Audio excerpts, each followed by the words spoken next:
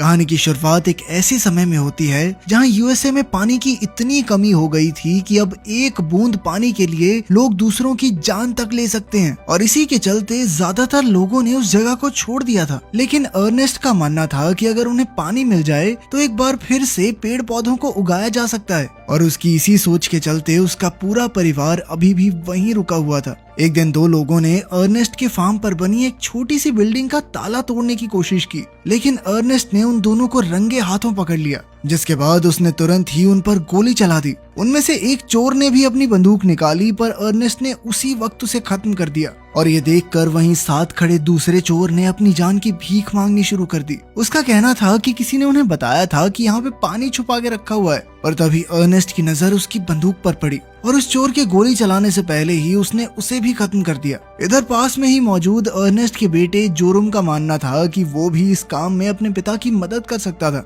इसके बाद अर्नेस्ट ने उस दरवाजे को खोला जिसके पीछे एक पंप मौजूद था, पर बदकिस्मती से उन्हें वहाँ पर पानी नहीं मिला, जिससे निराश होकर उन्होंने अपना सफर फिर से शुरू कर दिया। वहाँ से निकलकर वो लोग वाटरमैन से मिले, जो कुछ लोगों का ग्रुप था जो शहर के सभी लोगों को पानी बेचते थे, जिसे सरकार ने कई गहरे कुओं से निकाला था। वहाँ पहुंचकर अर्नेस्ट ने उन्हें कुछ सामान दिया, जिसके बदले में उन लोगों ने उसे थोड़ा सा पानी दिया। अर्नेस्ट अब काफी समय से इन लोगों को उसके फार्म तक पानी पहुंचाने के लिए मनाने की कोशिश कर रहा था, पर हर बार ये लोग उससे बहुत ज्यादा पैसे मांगते थे। रास्ते में वापस जाते वक्त अचानक से उनका खच्चर नीचे गिर गया, जिस वजह से उसे काफी चोट आई और उसके दर्द को खत्म करने के लिए अर्नेस्ट को मजबूरन उसे गोली मारनी पड़ी। और इधर जोरम को भी इस चीज का बहुत दुख था। वापस घर पहुंचने पर अर्नेस्ट की बेटी मैरी ने उन्हें खाना दिया, जिसके बाद वो मिट्टी से बर्तन धोने लग गई और इधर अर्नेस्ट रेडियो सुनने में और जोरम ड्राइंग करने में लग गया। वो लोग अक्सर अपना सारा दिन ऐसे ही बिताते थे,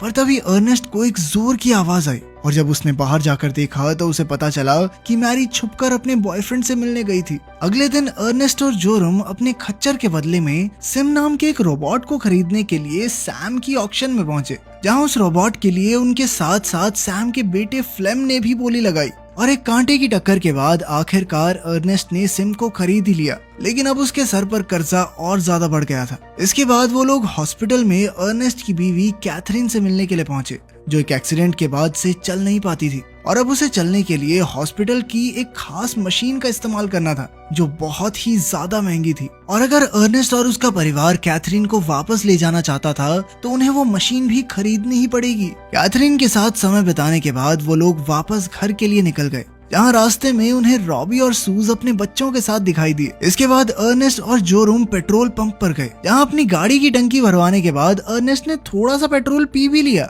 जिसके बाद वो रॉबी और सूज को पानी देने के लिए वापस उनके पास गया, जहाँ उन्होंने बताया कि वो अपने बच्चों को किसी और को देने की सोच रहे थे, क्योंकि वो उनकी जरूरतें पूरी नहीं कर सकते। पर अर्नेस्ट ने उन्हें ऐसा ना करने को कहा। थोड़ी देर बाद उनके फार्म पर फ्लेम आया, जो असल में मैरी का बॉयफ्रेंड भी था, और वो आज अर्नेस्ट से सिम को उधार लेने आया था, जिसके लिए वो पैसे देने को भी तैयार था। पर अर्नेस्ट को उसकी जुबान पर भरोसा नहीं था और इसी बात से गुस्सा होकर फ्लेम वहाँ से चला गया और उसने जाते वक्त अर्नेस्ट को धमकी भी दी। उधर अगली बार जब अर्नेस्ट उस वाटरमैन से मिला तो सिम की वजह से उनके बीच में अच्छी बातचीत शुरू हो गई, जिसके बाद वो लोग उसके फार्म तक पानी पहुंचाने के बारे में भी सोच रहे थे और इसीलिए अर्नेस्ट ने अपने फार्म पर एक कुआं खोदना भी शुरू कर दिया ताकि वाटरमैन उसकी जांच कर सकें। वापस घर जाते वक्त उनकी नजर फ्लेम पर पड़ी, जो काफी तेज रफ्तार से जा रहा था। घर आकर अर्नेस्ट ने देखा कि उनका रोबोट सिम तो गायब हो चुका था और अर्नेस्ट को शक था कि इसके पीछे फ्लेम का ही हाथ है और इसीलिए वो तुरंत उसके पिता सैम से मिलने पहुंच गया,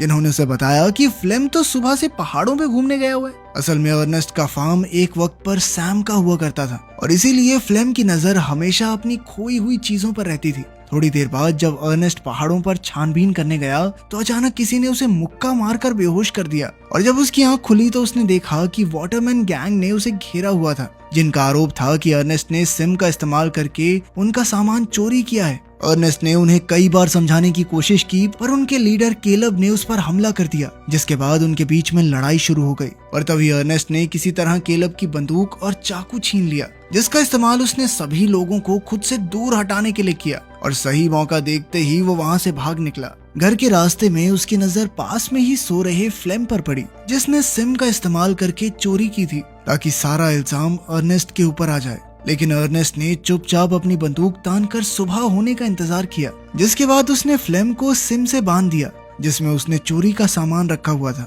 और इसके बाद वो लोग कड़कती धूप में वाटरमैन्स को ढूंढने में लग गए, जिस दौरान फ्लेम लगातार मैरी के नाम से अर्नेस्ट को गुस्सा दिलाने की कोशिश कर रहा था। उसे सबक सिखाने के लिए अर्नेस्ट ने रस्सी खींचकर उसे गिरा दिया, पर थोड़ी देर बाद वो दोनों ही प्यास से थक गए थे और फ्लेम ने किसी तरह अर्नेस्ट को पानी पीने के लिए मना ही लिया, पर असल में उसके पास पानी की जगह शराब मौजूद थी, जिसकी वजह से अर्नेस्ट को नशा चढ़ रहा था और वहीं फ्लेम तो बस उसे पीने का नाटक कर रहा था। अब अर्नेस्ट जैसे ही वापस चलने के लिए खड़ा हुआ तब तक उसे काफी ज्यादा नशा हो गया था और शायद यही फ्लेम का प्लान था और उसने इसी मौके पर अर्नेस्ट पर पत्थर फेंक कर उसे बेहोश कर दिया। बेहोशी की हालत में अर्नेस्ट को कैथरीन के एक्सीडेंट के सपने आ रहे थे, जो उसकी शराब की लत की वजह से ही हुआ था। और जब अर्नेस्ट को वापस होश आया तो फ्लेम ने उसके मुंह में फिर से शराब डालना शुरू कर दिया। इस बात पर वो बहुत चिल्लाया, बहुत मना करने की कोशिश की, लेकिन फ्लेम नहीं माना। इसके बाद फ्लेम मैरी से मिलने के लिए उनके फार्म पर पहुंचा और उसे देखकर वो बहुत खुश हुई। और वहीं जोरुम को अपने पिता की चिंता हो रही थी और इसीलिए वो उन्हें ढूंढने निकल गया। रात होने के बाद उसकी नजर सिम पर पड़ी, जो उस वक्त वाटरमैन्स के अड्डे के पास खड़ा था और वहां पहुंचकर उन्होंने उसे बताया कि सिम के साथ हुए एक हादसे में अर्नेस्ट की मौत हो चुकी है। अंतिम संस्कार के दिन मैरी वापस आई और दोनों भाई बहन काफी देर तक रोते रहे, जिसके बाद वो दोनों अपनी माँ को ये खबर देने के लिए हॉस्पिटल गए, जहाँ फ्लेम उन्हें लेने के लिए आया। और वापस घर आने के बाद जोरुम ने गुस्से में सिम को तोड़ना शुरू कर दिया, पर तभी फ्लेम ने उसे रोककर समझाना शुरू कर दिया। उसने मैरी से शादी करने का वादा किया और कहा कि इस नाते अब मैं इस परिवार का मुखिया हूँ और तेरी बहन प्रेग्नेंट भी है छोटे, तो उसका थोड़ा ध्यान रखियो, ठीक है। फ्लेम ने फार्म के लिए काफी कुछ सोचा हुआ था और जोरुम ने उसे अपनी मर्जी से काम करने की इजाजत भी दे दी। उसी दिन फ्लेम कुछ सामान लेकर केलब से मिलने गया और उसने उस सामान के बदले केलब को एक पाइप उसके फार्म तक डालने को कहा, जिसके लिए पहले तो केलब ने मना कर दिया, पर जब फ्लेम ने उसे याद दिलाया कि अर्नेस्ट की लाश के पास उसकी बंदूक और चाकू मिला था, तो डर के मारे केलब इस बात के लिए तैयार हो गया। कुछ दिनों बाद फार्म में अब एक नया हैंडपंप लग गया था और अब फ्लेम ने फसल उगाने के लिए दिन रात मेहनत करना शुरू कर दिया। और कुछ हफ्तों बाद जमीन में एक पत्ते को देखकर जोरुम हैरान हो गया और देखते ही देखते पूरे फार्म में फसल उगने लग गई। और इसी खुशी को मनाने के लिए मैरी और फ्लेम ने शादी करने का फैसला किया, जिसमें उन्होंने एक दूसरे के नाम का पहला अक्षर अपने अपने हाथ पर बनाया। पार्टी के दौरान फ्लेम शराब पीते हुए अर्नेस्ट की मौत के बारे में ही सोच रहा था। कुछ दिनों बाद सैम 2 आदमियों के साथ फ्लेम से मिलने के लिए आया। असल में अर्नेस्ट ने काफी कर्जा ले रखा था और वो चाहते थे कि फ्लेम उसकी भरपाई करे, पर फ्लेम ने अपनी बाइक की मदद से उन्हें भगाने की कोशिश की। पर तभी सैम ने घोड़े से नीचे उतरकर उसे समझाया कि अर्नेस्ट के सिवाय किसी के पास भी जमीन नहीं थी और अब फार्म पर फसल उगने की वजह से बैंक वाले बड़ी आसानी से उसे बेच सकते थे और अगर फ्लेम ये सब गंवाना नहीं चाहता तो उसे पैसे भरने ही पड़ेंगे। उसी रात फ्लेम ने सिम के साथ रॉबी और उसके बच्चे को भी ट्रक में ये कहकर बिठाया कि वो बाजार में सिम का भाव पता करेंगे, पर बाजार पहुंचकर उसने रॉबी की मर्जी के बिना ही उसका बच्चा बेच दिया। और जब उसने अपना बच्चा वापस मांगने की कोशिश की तो उसके खरीदारों ने उसे वहीं पर गोली मार दी और जब उन्होंने फ्लेम के ऊपर हमला किया तो वो वहां से भाग गया, पर इसी दौरान कुछ गोली सिम को भी लग गई और उसमें फैक्ट्री मोड एक्टिवेट हो गया, जिसके बाद वो अपनी मर्जी से अपनी फैक्ट्री की तरफ बढ़ने लग गया। अगले दिन फ्लेम ने बच्चे को बेचकर आए पैसे बैंक में भर दिए और घर पर सबको बताया कि उसने सिम रोबोट को रॉबी को बेच दिया है। वहीं दूसरी तरफ सिम अपने असली मालिक कैल्विन के पास पहुंच गया था, जिन्होंने उस पर अर्नेस्ट का नाम पढ़कर उसके फार्म में कॉल कर दिया, जिसे जोरुम ने उठाया और कैल्विन से बात करने के बाद उसे फ्लेम पर शक हो गया और इसीलिए उसने बाजार जाकर जांच करने का फैसला किया। उसी दिन खाना खाते वक्त जोरुम ने फ्लेम से रॉबी के बारे में पूछा, लेकिन उसका कहना था कि रॉबी ने सिम को खरीदने के बाद अपने परिवार से मुंह मोड़ लिया है, पर जोरुम सच जानना चाहता था और इसीलिए वो घर पर झूठ बोलकर बॉर्डर पार जाने के लिए निकल गया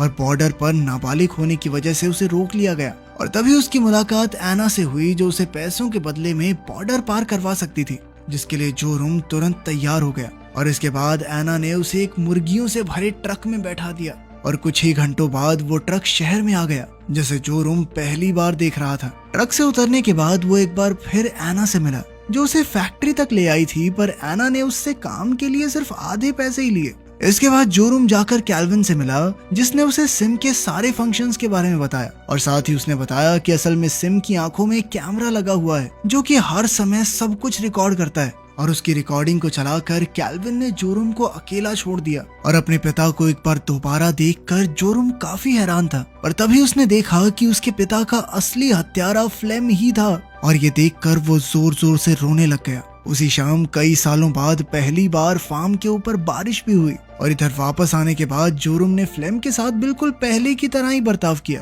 और साथ ही उसे सिम के बारे में भी बताया जो अब गैराज में खड़ा था। और अपने झूठ को छुपाने के लिए फ्लेम कहने लगा कि शायद रॉबी शर्म के मारे उसे छोड़ गया होगा। एक दिन फ्लेम और जोरम जानवरों का शिकार कर रहे थे, लेकिन फ्लेम से एक भी निशाना नहीं लग रहा था और इसीलिए उसने बंदूक में खराबी बताकर जोरम को निशाना लगाने को कहा। फ्लेम बिल्कुल जोरम की बंदूक के सामने खड़ा था, लेकिन उसने खुद पर कंट्रोल करके सिर्फ हिरन का ही शिकार किया। वापस घर आकर जोरम ने बंदूक को छुपा दिया और खाना खाते वक्त उसने फ्लेम को बताया कि रॉबी उससे मिलना चाहता है, पर फ्लेम इस बात को मानने को तैयार ही नहीं था। लेकिन फिर अगली सुबह फ्लेम को एक लेटर मिला जो जोरम ने रॉबी बनकर उसे लिखा था और उसमें रॉबी ने फ्लेम को पहाड़ी पर मिलने के लिए बुलाया। जाने से पहले फ्लेम अपनी बंदूक ढूंढ रहा था, पर तभी जोरम ने उसे बताया कि उसने बंदूक को ठीक होने के लिए दिया है और उसकी ये बात सुनकर फ्लेम सिर्फ एक चाकू लेकर सिम के साथ पहाड़ियों की तरफ बढ़ गया। और तभी रास्ते में वो अचानक से एक गड्ढे में गिर गया, जिस वजह से उसे काफी ज्यादा चोट भी आई और उसने चिल्ला चिल्ला कर मदद मांगना शुरू कर दिया। और तभी उसके सामने जोरम आकर खड़ा हो गया जो सिर्फ एक पत्थर के साथ उसे घूर रहा था। इधर फ्लेम भी ये बात तुरंत ही समझ गया कि जोरम सच्चाई जानता है और उसने अपनी जान के लिए भीख मांगना शुरू कर दिया और उसकी फालतू बातों से बोर होकर जोरम ने उसे गोली मार दी। वापस घर आने के बाद उसने मैरी को ये सोचने दिया कि शायद फ्लेम उसे छोड़कर कहीं चला गया था और अब वो फार्म की मदद से अच्छे खाने के साथ साथ कैथरीन के लिए मशीन भी खरीद सकते थे। और साथ ही जोरम ने सिम की अब तक की पूरी फुटेज एकदम साफ कर दी।